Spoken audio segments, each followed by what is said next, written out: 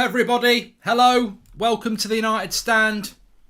Latest transfer news for Manchester United. You see what I did there? I tried to mix it up instead of going, hello everybody, welcome to the United Stand. This is your latest Manchester United news and transfer news. But I can't help it. I have to do it. It's like getting into gear to start the car. Check out my video, actually, on the community tab. The guy who likes to shag cars. It's true. True. Anyway, let's get into the show. You never thought you were going to get it start like that, did you? A double transfer boost, Camavinga and Lingard, from the mouth of Fabrizio of Romano. Talking about transfers, bit of a transfer boost for Manchester United. I am on time, PT. The reason I'm on time is because I'm live in half an hour on That's Football for Arsenal against Brentford. Up the Brentford! So you can watch me on That's Football with a watch along. I'm looking forward to that. The Premier League kicks off tonight and I will be watching it, Deborah. But so a slightly earlier show. But let's get straight into it. So, lots to get through. I want to take some of your questions as well. But basically, Eduardo Camavinga's agent, Jonathan Barnett, has said that it's still too early to make a decision on Camavinga's transfer future.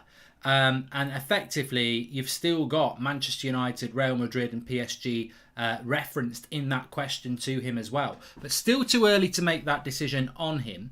And the sense is that Camavinga is not ruling out a wait until next summer where he can pick his next club as a free agent and have an open race. So not dissimilar to the situation that we have with Paul Pogba. And to be honest, and this is coming from Fabrizio Romano, who will be well sourced on the deal. I suspect that Camavinga is probably United's most likely signing. Again, today, I think we saw it from one of the UK journalists saying that Manchester United still open to making a signing in the last few weeks of the transfer window, with a midfielder being the preference over a right back, but there's no urgency to it. Well, look, we're urgently trying to sign Varane, and it's taken 2.5 weeks. If we're not urgently trying to sign a midfielder, I would probably wait until, maybe 2030 or something like that. I mean, we are slow. We're so slow. We're like a bloody roadkill. Hello, Mark. Hope you're well. Are you 100% that Varane deal will go through? Something very strange is going on. Failed medicals, maybe, says Thomas. No, I think that would have leaked out if he'd failed his medical. I'm amazed that it's not leaked out what the real reason is. I just don't know. I just do not know. I mean, he's been pictured in Manchester today. Looks very relaxed. Embarrassing. I mean, look, you know what? The thing is, it's nice when you're right. If you check the morning video this morning, funnily enough, I did say this. It's communication. Look, sometimes I just have a moan because I'm in a bad mood. But to be honest with you, this morning's moan was really about the lack of communication. Look at the Villa CEO when they sold Grealish. A 5-minute video. He doesn't need to do that, explaining why. United are so arrogant. They're so arrogant in that football club. And you know what the worst thing is? Most of these people who are involved in the day-to-day decisions of Manchester United don't even support the bloody club. I'm not talking about, the real workers who will mainly be local and United fans. I'm talking about the people in the corridors of power who get brought in because they ran this business or they ran this business. They're not United fans. And they're business people. And they don't communicate very well at all. They're shockingly bad, but they're all each other's mate.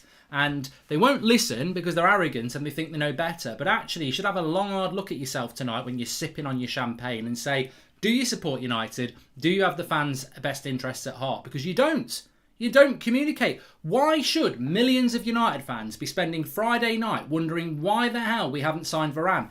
We're not bloody NASA. We're not the government. We're Manchester United. Why can't you tell United fans why Varane hasn't signed a medical? It's appalling. It's absolutely appalling. What do you want? I'm actually working at the moment.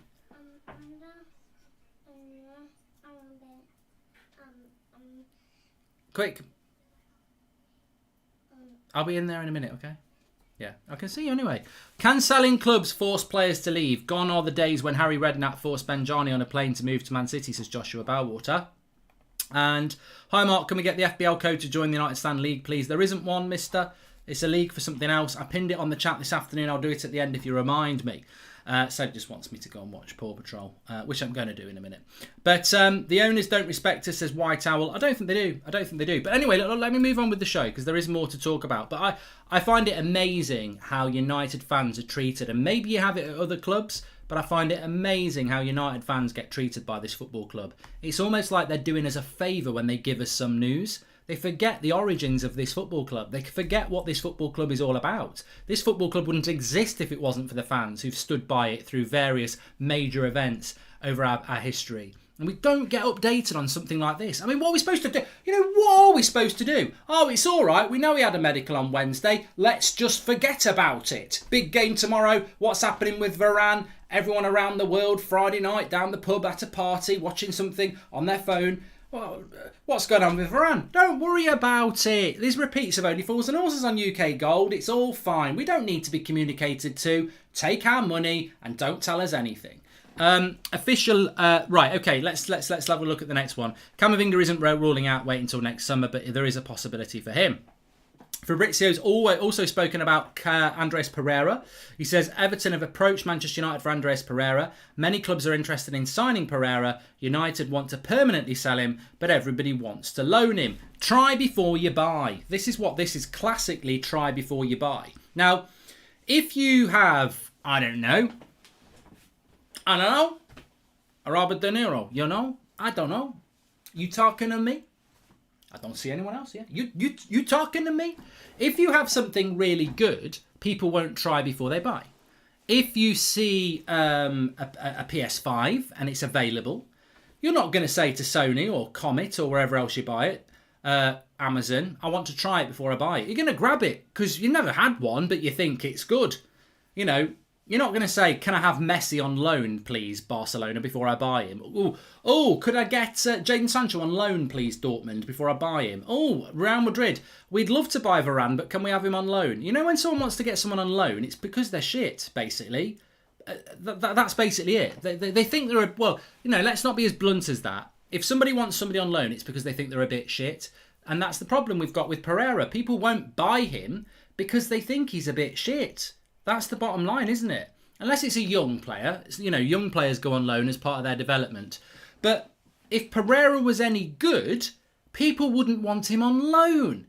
United need to get it in their heads. They don't have assets. You don't just give people a massive contract and preserve.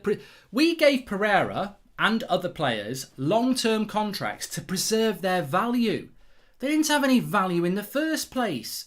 It's like polishing a turd. You're wasting your polish. Like at the end, I know it sounds really horrible for Pereira, but what I'm saying is, at Manchester United, just because you're part of the Manchester United squad doesn't. I think the way the Glazers act and the people who work for them is, if you're part of the United squad, you must be worth at least 10 million.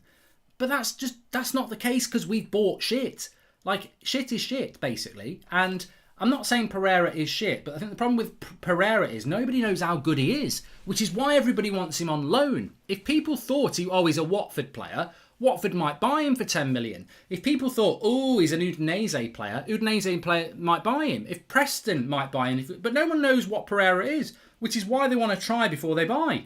Because pre-season only lasts 3 weeks. No one wants a pre-season Pirlo. You need him for the season. So everybody wants. Look, Everton want Pereira on loan. I bet they wouldn't give us 5 million for him because they don't know how. They don't know. This is the problem we have. Varane in Real Madrid squad. They submitted to La Liga, says Nishant. Well, that's not going to happen, so don't worry about that. So that's the latest on Pereira from Romano. Also, he says that Flamengo are interested as well. But on outgoings, this is very interesting. I want to shout out. I don't know what the name of the YouTube channel is. United Always, I think it is, with a Y.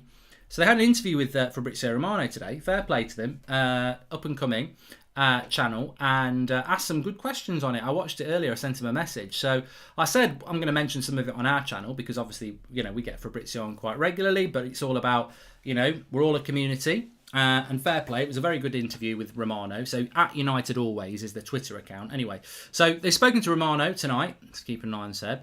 And he's just beating up a breadstick. Careful, Dembélé would like one of those. On outgoings, we have to keep an eye on the situation of Lingard. This is from Romano, because for sure, Lingard was a possibility for West Ham, but it's not advanced now, so let's see what will happen in the next few days. I think he's gone quiet on Lingard because he's recovering from COVID, and hopefully he's doing very, very well. But in relation to Jesse Lingard, that's quite encouraging that we might sell him because, it's not been mentioned for quite a while. So the fact that Romano is saying, let's see what happens in the next few days. I was going to talk about Lingard on this show tonight anyway. I think it's very interesting what happens with Jesse Lingard in the next few days because, and the next few days to me is the next 10 days really, because I think Lingard needed to, very unlucky for Jesse, brilliant end of the season at West Ham. United, a few players short because of injury to Rashford, Sancho fitness, etc. It could have been an opportunity for Jesse to get into the team for the opening day. Obviously, he can't do that. And I think what happens now is that it's very difficult to bring Jesse back in because United will be up and running and, we'll start to get some momentum with the players that we've got. Jesse will realise the season started and miles off the first team, and I think he'll probably look to get a move. So maybe Romano's right there. Maybe something's going to happen there because I certainly think there's a lot of Premier League clubs waiting to do some business. And look, I'm not going to change my mind on Jesse. I think he's a very different player to Dan James. I actually think he's a good player. I just don't think there's a spot for him at United at 28, and I think he should be doing what people like Nicky Butt and Phil Neville did in their late 20s. They got away and they played first team football. I think Jesse should do that. So hopefully something will develop there. Disappointed by the way United is run, says Desiree. Yeah, 16 years and counting, but, whatever. People seem to think we've had a great summer. And Andres Pereira was spoken about. Romano also said Amad Diallo could be going on loan because many clubs are asking and inquire about him. I don't think we're going to have a problem moving Amad Diallo out on loan. We spoke about this last night with Ricky and Adam. I don't think we'll have any problems moving on Amad Diallo, to be fair to you. I disagree with it. But then on the other hand, if Ollie's not going to use him, he may as well be playing football elsewhere. So it'll be interesting. I would like to see Diallo in the Premier League. I don't understand why we loan foreign players abroad, but we loan English players in England. There's a real contradiction here. We don't, like Chong went to Germany and then he went to Belgium. Palestri's gone to Spain.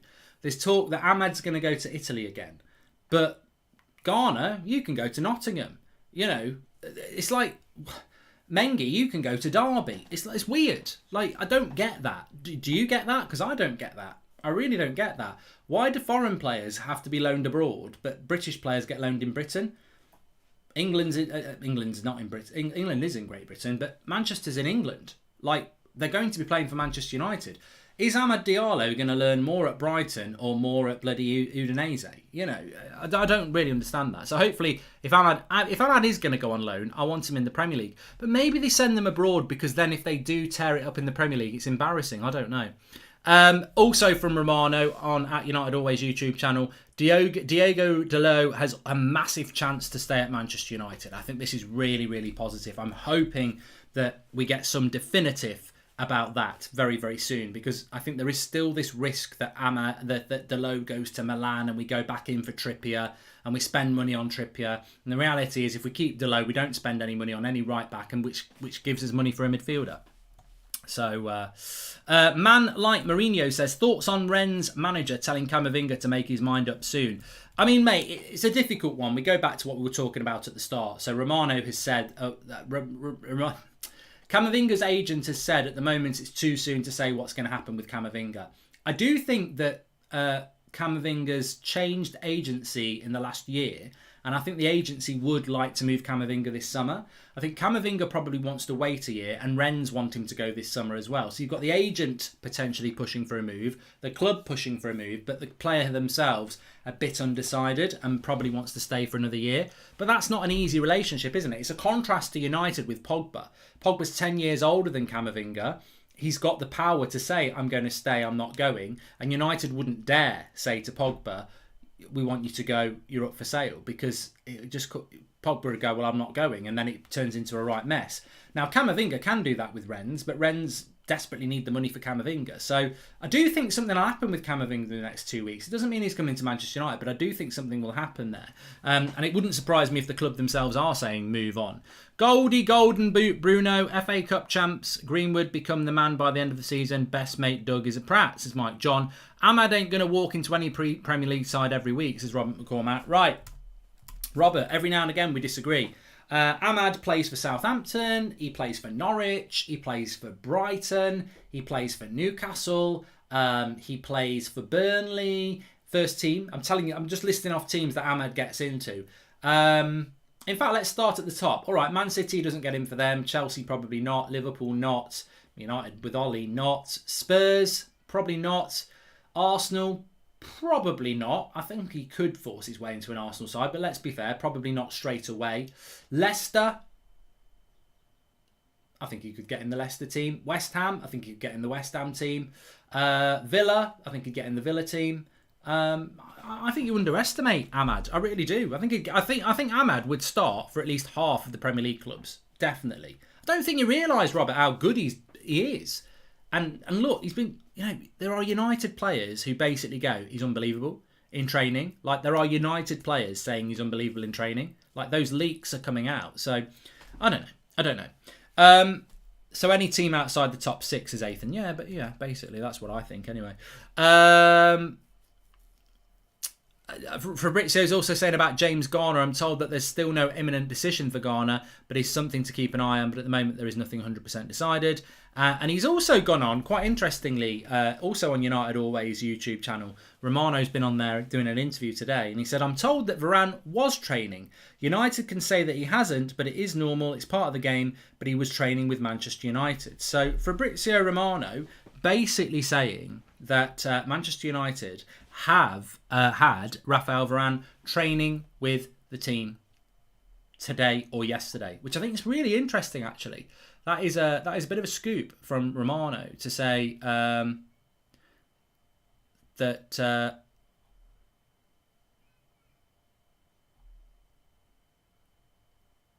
What is he on about?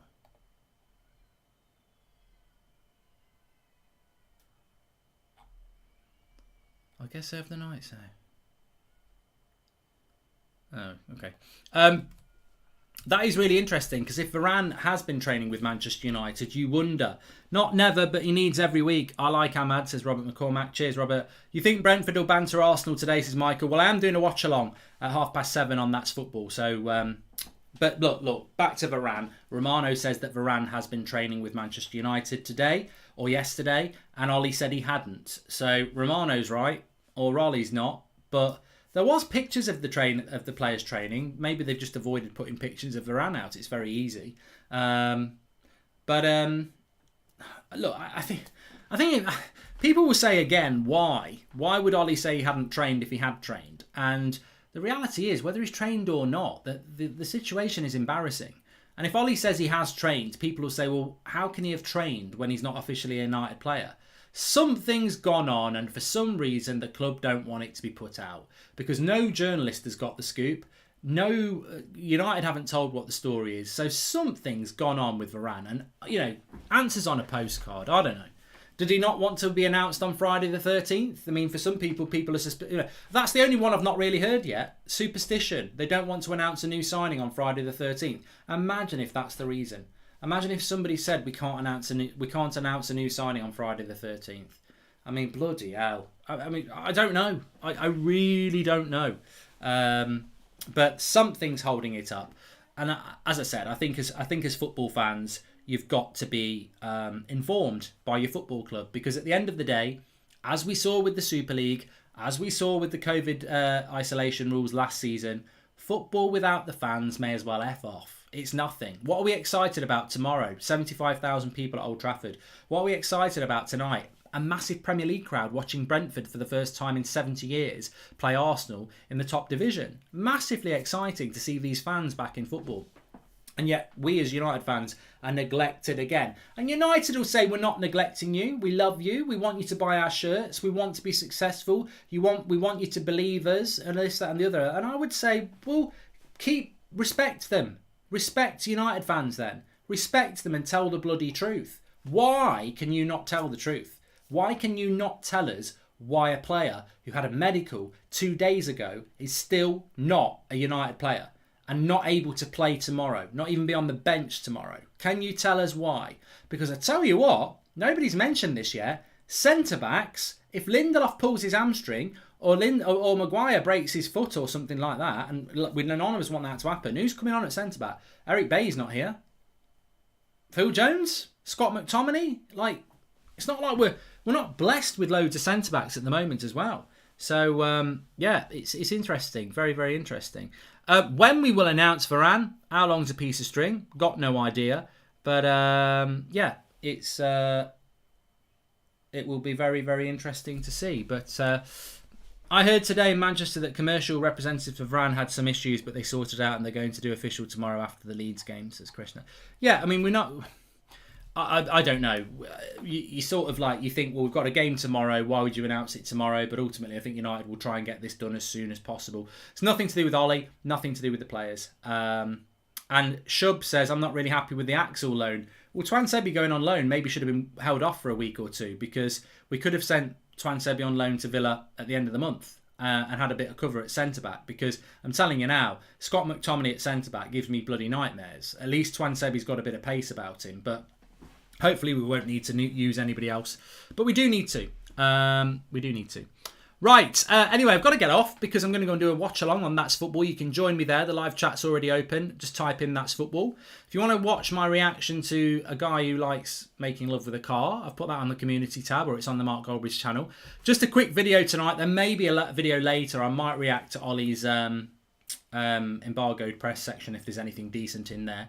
But for now, thanks everyone for watching. Very excited about tomorrow. Of course, we'll be live from about 11:30 tomorrow, kick off at 12:30.